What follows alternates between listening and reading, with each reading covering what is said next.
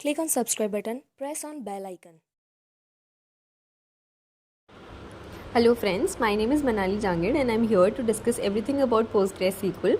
PostgreSQL basically helps you to empower your data. तो जैसा हमने हमारी पिछली वाली वीडियो में देखा कि नॉर्मलाइजेशन क्या होता है और नॉर्मलाइजेशन के कितने फॉर्म्स होते हैं, जिसमें हमने 5 फॉर्म्स देखे थे 1NF, 2NF, 3NF, BCNF and 4NF. आज हम BCNF प्लस कीज़ को डिस्कस करेंगे थोड़ा.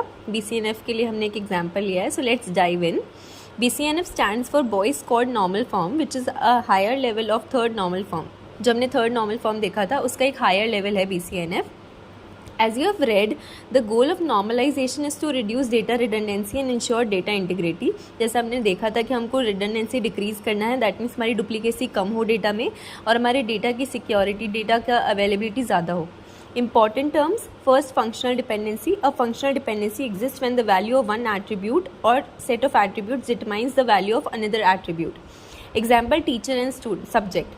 तो यहाँ पर आप देखोगे हर टीचर कोई ना कोई सब्जेक्ट पढ़ाता होगा, तो वो एक टीचर के लिए सब्जेक्ट जो है वो डिपेंडेंट है, which means कि teacher, supposing that every teacher is connected with a subject to teach in a class full of student, तो जो भी टीचर किसी क्लास में जाएगा वो एक सब्जेक्ट को पढ़ाएगा. Let's consider student table. Now every student is involve in a project. ठीक है, ये एक सिनेरियो हम कंसिडर करते हैं जहाँ पे हर स्टूडेंट किसी न किसी प्रोजेक्ट के साथ इन्वॉल्व है, जिसमें हमने एक टेबल को कंसिडर किया है विच इज़ S_ID जो कि स्टूडेंट ID है, देन S_name जो कि स्टूडेंट का नेम है, देन P_ID जो कि प्रोजेक्ट की ID है, और P_name दैट इज़ प्रोजेक्ट का नेम है. तो हर प्रोजेक्ट की ID से एक प्रोजेक्ट का नेम जुड़ा है. Functional dependency is considered. Every S_ID is connected with S_name, which means student की ID student के name से connected है. Every P_ID is connected with P_name, which means her project की ID project name से connected है. And third, every student is connected with the project, so names are correlated accordingly. Her student किसी ना किसी project से correlated है. Checking BCNF. So सबसे पहले की अगर हम बात करें तो we have S_ID is the super key because it is unique and primary key of student table. तो यहाँ आप देखोगे S_ID is directing to S_name. Then second is P_ID is primary key of project table. Let's say project table भी है लेकिन हमने उसको student table में कंसिडर किया है, thus it is a super key there and uniquely identifies the data. So P_ID is directing P_name. Third, for composite functional dependency, S_ID, P_ID is directed to S_name and P_name. जो भी student ID और project ID है वो student name और project name से भी correlate करता है. सो कॉम्पोजिट का मतलब ये है कि दो चीज़ों का या मल्टीपल चीज़ों का कॉम्बिनेशन. तो ये हमारी फंक्शनल डिपेंडेंसी है. Although S_ID and P_ID together can uniquely determine S_name and P_name, but this combination is not a super की बाई इट सेल्फ. क्योंकि अगर हम S_ID मतलब स्टूडेंट ID और प्रोजेक्ट ID अलोन लें तो वो सफिशिएंट नहीं है. तो हमने यहाँ पे दो टेबल्स को लिया है, दैट इज स्टूडेंट प्रोजेक्ट्स और एक प्रोजेक्ट्स. यहाँ पे हमने इनको अलग तरीके से, मतलब इनकी जो डिपेंडेंसी है वो अलग तरीके से दिखाई है ताकि हमारी BCNF की जो कंडीशन है वो फुलफिल हो सके, जो कि ऊपर नहीं हो पा रही थी. So if you will see it here you will realize कि हमने इसको इस तरीके से कंसिडर किया है जिसमें स्टूडेंट प्रोजेक्ट्स है, इसमें S_ID S_name को डायरेक्ट करता है एंड P_ID S_ID और P_ID को डिनोट कर रहा है. सेकंड प्रोजेक्ट्स टेबल में जो P_ID है which is project ID, it is denoting to project name that is P_name. जब भी हम कॉलम्स की बात करें आप समझे कि हम उनका डेप्थ में डिस्कशन कर रहे हैं. Now what is like all about the keys. So these are the type of keys, जिसमें सबसे पहले प्राइमरी की है, देन फॉरेन की है, देन वी हैव कैंडिडेट की, देन वी हैव ऑल्टरनेट की, सुपर की एंड कॉम्पोजिट की. जो कीज़ हैं ये टर्म्स वो हैं जो आप ऑलरेडी सुन चुके हैं, आप उनके बारे में पढ़ भी चुके हैं, बट आज हम इसको थोड़ा सा और डिस्कस करेंगे ताकि आपको थोड़ा और नॉलेज हो. Suppose there is a school where a student approaches to get the registration done. एक स्टूडेंट है वो किसी स्कूल में रजिस्ट्रेशन करवाने गया है. यहाँ पे 5 कॉलम्स हैं जिसको इस टेबल में कंसिडर किया गया है और उन 5 कॉलम्स को हमने डिफाइन किया है. S_ID जो स्टूडेंट की ID है, S_name जो कि स्टूडेंट का नेम है. अब जो ये स्टूडेंट ID है वो यूनिकली आइडेंटिफाई होगी, that is true. Her student की एक अलग ID होगी. स्टूडेंट के नेम सेम हो सकते हैं, डेट ऑफ बर्थ सेम हो सकती है, एज सेम हो सकती है और पासपोर्ट नंबर यूनिक होगा. ठीक है, तो जो एज है वो डेट ऑफ बर्थ पे डिपेंडेंट हो सकती है, बिल्कुल हो सकती है. तो यहाँ पे आप देखोगे स्टूडेंट ID है, जिसमें हमने 3 स्टूडेंट आईडीज़ को लिया है और उनके रिस्पेक्ट में हमने डेटा को डिस्प्ले किया है। सबसे पहले प्राइमरी की अगर हम बात करें तो यहाँ पे s_id as we have known कि वो यूनिकली आइडेंटिफाई करती है। तो this is the first key use to identify one and only one instance of an entity uniquely. ये हमारी टेबल का डेटा यूनिक बताती है कि हर स्टूडेंट के पास उसकी रिस्पेक्टिव स्टूडेंट आईडी है जो कि यूनिक है, तो वो यहाँ पे डिस्प्ले हो जाएगी। यहाँ पर आप देखोगे नेम है, डेट ऑफ बर्थ है, एज है, पासपोर्ट नंबर है। पासपोर्ट नंबर भी हम मान सकते हैं यूनिक, बट यहाँ पर क्योंकि प्राइमरी की हमेशा टेबल में हमने एक ही लेनी है, इसलिए हमने s_id को कंसिडर करा है और हमने उसी को डिनोट कर दिया है।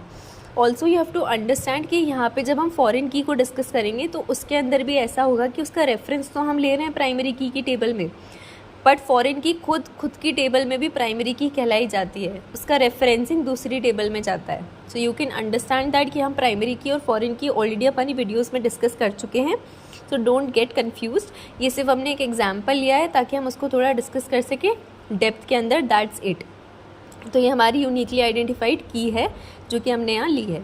सेकंड इज़ फॉरेन की। इस टेबल के अंदर अगर आप देखोगे तो यहाँ पे d_ जो आईडी हमारा लास्ट कॉलम है, जो कि एक डिपार्टमेंट आईडी हो सकता है फ्रॉम अनदर टेबल, ये रेफरेंस हमने लिया है। और ये जो d_ आईडी है बेसिकली स्टूडेंट टेबल की फॉरेन की है, ठीक है।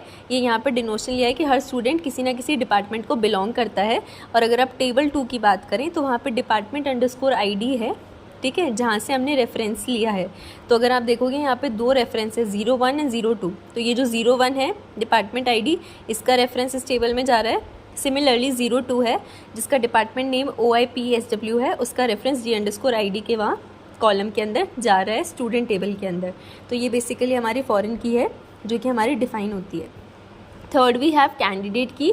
इस टेबल के अंदर आप देखोगे तो जो s_id है और s_pass है, हमने s_id जो कि स्टूडेंट की आईडी थी उसको हमने प्राइमरी की पहले डिनोट कर दिया था। जो s_पासपोर्ट नंबर है वो भी हमारा यूनिक है। दैट मीन्स हमारी टेबल के अंदर 2 यूनिक कॉलम्स हैं, जिसमें से एक प्राइमरी की लिया है हमने और दूसरे को हमने मतलब that is also unique, but हमने उसको प्राइमरी की नहीं डिनोट किया। तो ये दोनों ही हमारी कैंडिडेट कीज़ हैं। तो जिसको हमने प्राइमरी की ले लिया दैट इज़ ट्रू, बाकी जो कॉलम्स होंगे वो हमारे कैंडिडेट की कहलाते हैं, इंक्लूडिंग द प्राइमरी की वन। तो जो यूनिक कॉलम्स होंगे वो हमारे कैंडिडेट की होंगे एंड जो चोज़न प्राइमरी की है वो हमारे यहाँ पे स्टूडेंट आईडी है। देन वी हैव ऑल्टरनेट की। तो यहाँ पे आप देखोगे नीचे हमने इन दोनों का डिनोशन कैंडिडेट की से किया है, which means the chosen primary की and apart from chosen primary key the rest which is unique stated as alternate key।